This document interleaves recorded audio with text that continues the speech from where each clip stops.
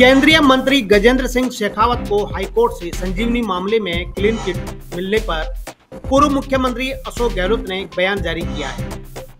संजीवनी प्रकरण को लेकर केंद्रीय मंत्री गजेंद्र सिंह शेखावत के मामले में हाईकोर्ट का फैसला अदालत के सामने पर अब एसओजी की तरफ से रखे गए तथ्यों के आधार पर आया है।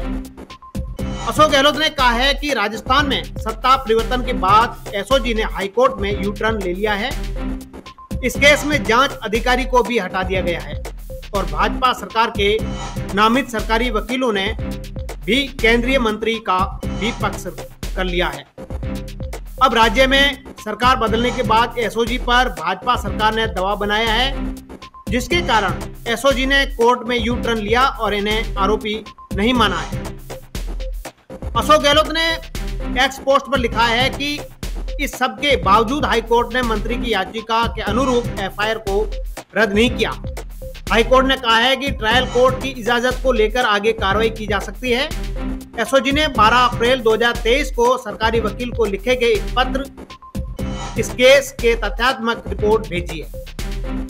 इस पेज नंबर 7 पर केंद्रीय मंत्री गजेंद्र सिंह शेखावत और उनके परिजनों की अपराध में संलिप्तता होने की बात लिखी और आरोपी माना।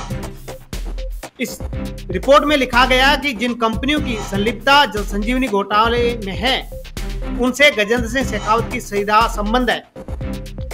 अशोक गहलोत ने लिखा है कि इस केस के सैकड़ों पीड़ितों ने मुझसे मुलाकात की, तब मैंने एसओजी से इस मामले की जानकारी मांगी। एसओजी ने गृह मंत्री के रूप में मुझे इन तथ्यों के और प्रकरण की प्रगति के अवगत करवाया। मेरा गजेंद्र सिंह शेखावत के प्रति कोई द्वेष नहीं था। एसओजी की ब्रीफिंग के आधार पर ही मैंने मीडिया के सामने शेखावत और उनके परिजनों पर लगे आरोपों की जानकारी सामने रखी। शेखावत ने कल भी अपने बयानों में अपने स्वर्गीय माता पर लगे आरोपों का जिक्र किया।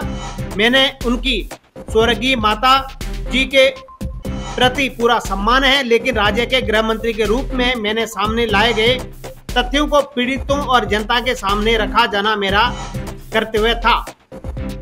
अशोक गहलोत ने लिखा है कि मैं मांग की है कि निष्पक्ष जांच के लिए हाईकोर्ट के रिटायर्ड जज की अध्यक्षता में एसआईटी बनाकर इस प्रकरण की जांच की जाए, जिससे पता चले कि कांग्रेस शासन में एसओजी ने गलत जांच की या अभी दबाव में एसओजी ने गलत रिपोर्ट तैयार की।